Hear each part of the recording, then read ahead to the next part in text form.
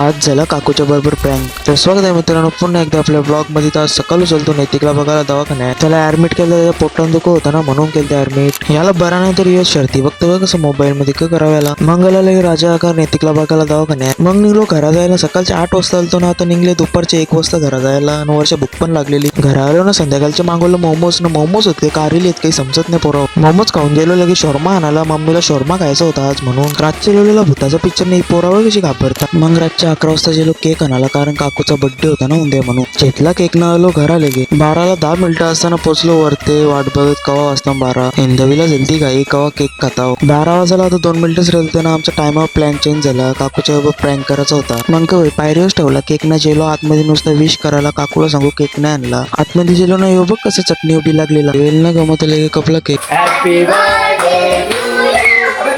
Happy birthday to you. Happy birthday. तर चला आजचा ब्लॉग इथे चिन करता. भेटू पुढच्या ब्लॉग मध्ये. फॉलो आणि सबस्क्राईब करायला विसरू नका.